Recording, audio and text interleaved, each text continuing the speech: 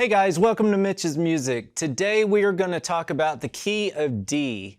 And if you watched my 5 tips video, then my very first tip was talking about picking the keys that were easier to start with if you are just getting started on chords. And D is one of those keys that has a lot of chords that most people find easier than other chords. So what we're going to do today is we're going to go through those chords and talk about all of the chords in the key of D, and then the ones that are most frequently used. And it'll talk a little bit about theory as well, and it relates to some of the other keys. And then I'll show you some techniques that you can do to get started in the key of D and just work on changing the chords before you find a song. And I have a list of songs that are in the key of D, and I also have a course coming up that's called Untangling Chords. And that's going to basically take you all the way from being a beginner all the way to more advanced techniques like playing melodies and chords at the same time, and it'll guide you through starting at the beginning and then building up to those points. All right guys, so let's get started going through the chords of the key of D. So the first note in the key of D is D, and all of these chords I'm just going to follow the D major scale. The only note I'm going to skip is the very last note in the scale, and I'll talk about why that is once we get there. All right, so D, it's a major chord. So the first note in any major scale in the chord, as long as they don't change anything within the song, is major all the time. So that's the first scale degree is major, and that's D, major. Then the second scale degree is E, and that's an E minor. So the second scale degree is always minor. Then the next one is F sharp minor. Third scale degree in a major scale is always minor as well. So far it's major, minor, minor. Then the next one is G, the fourth scale degree is G. Then the fifth is A. The sixth is B minor. And then the last one would be C sharp. But in major scales, because if you're just using the notes in a major scale, the C sharp is rarely used in chords because it's a diminished chord. And a lot of times we don't use it that way. If we use it, it would probably be major or minor more than likely, unless it's a jazz song and they might use some of those diminished chords. But anyway, this is what a diminished chord sounds like. So if you notice, it's a little different, not what we're used to hearing. So if you saw all of those chords, you're thinking, how is this easier than the other keys?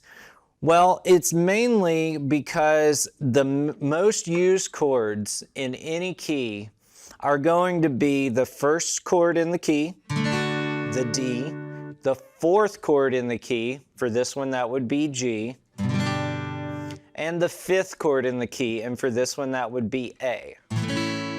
So let me go over how to play each of those notes if you are just getting started, and if you already know these chords and you want to see some of my techniques on how to practice these, then you can skip through this part. So to play the D chord, we're going to put our first finger on the second fret of the G string, our second finger on the second fret of the high E string, and our third finger on the third fret of the B string. And then we play the bottom 4 strings. So that's the D. Then to go to a G, and we're going to do these back to back in our exercise. So I'm going to move to this next chord the way that I would move in the exercise. So I'm going to leave my third finger where it is because that one's going to be in G as well. So leave this one here. All right. Then I'm going to move my first finger to the second fret of the A string, my third finger to the third fret of the low E string, and then I'm going to add my pinky to the third fret of the high E string, and we can play all of the strings for this one. All right, and then the last one is A. And so with A, I'm going to put my second finger on the D string on the second fret. All of these are in the second fret. My third finger on the G string on the second fret, and my pinky on the B string on the second fret, and you play the bottom 5. So once again, the D chord looks like this. Play the bottom 4. The G chord looks like this. Play the bottom, or all 6. Then the A chord looks like this, and you play the bottom 5. All right, so normally they would go in some form of that order. So based on the song that you want to learn, then it may or may not go in this order, but this will get you some practice moving around from the chords. And then what I would suggest is find a song that you would love to learn that's in the key of D. If you can't find a song that you'd like to learn in the key of D, then I'll show you in a later video how to use a capo, if you have one, to change the key of your song to the key of D. So let's talk about this exercise. So if you watch the 5 tips video, you're going to kind of know what I'm doing already. And what this is going to do is it's going to help you with the changing of the chords as well as getting used to playing those strings. So like I said, with the D string, with the D chord, we're playing the bottom 4. You don't want to play all of the strings at once. Just the bottom 4. If we play all of the strings at once, there's going to be some notes in there that aren't in the chord, and it just sounds messy. For the G chord, we play all 6. For the A chord, we play 5. So what we're going to do is we're going to play each chord 4 times.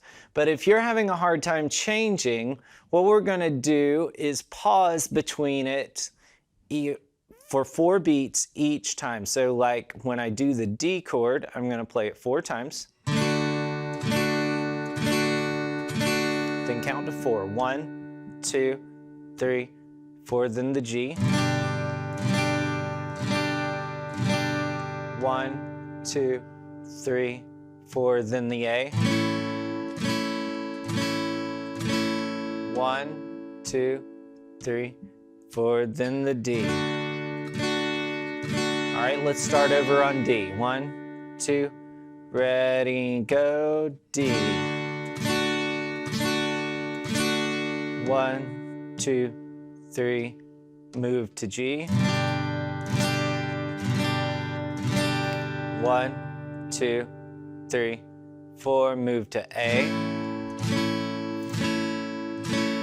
1, 2, 3, 4, move to D.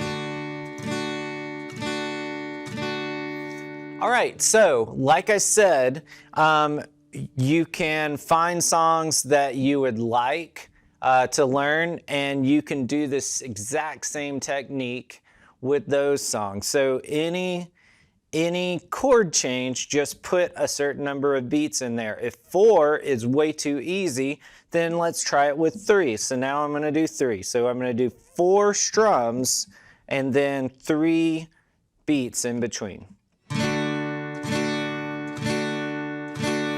1, 2, 3. 1, 2, 3. 1, 2, 3. All right, and if that's too easy, skip down to 2. So same thing, but just 2 beats in between now. 1, 2, G. 1, 2, A. 1, 2, D. All right, and once you get the hang of that, then move to just one beat in between.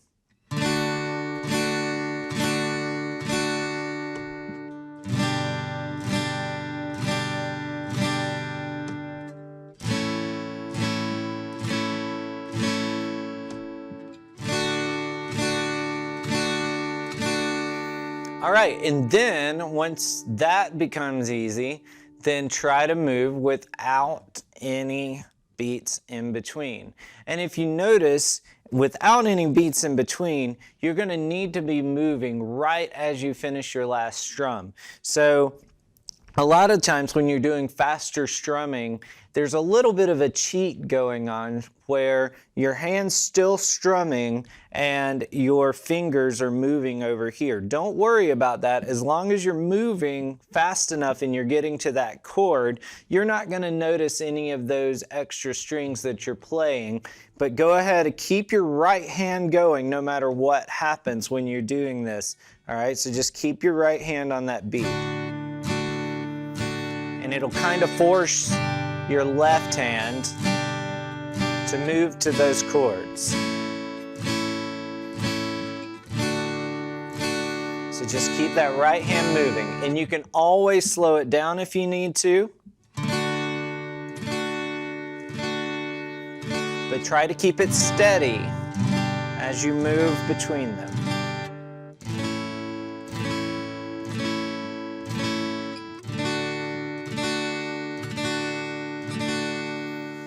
All right, guys, that's all I've got for today. Stay tuned for the video coming up later with how to use a capo to change the key of your favorite songs. Watch the 5-tip video if you have not watched that, because it's going to give you some tips on some of the same thing that I just talked about, but it's also going to talk about some of those trickier chords that are in the keys and how to make them a little easier to play. If you enjoyed this video, guys, click that subscribe button, and don't forget to check out below for my course, Untangling Chords, as well as some songs that I've put up in the key of D. See you in the next video.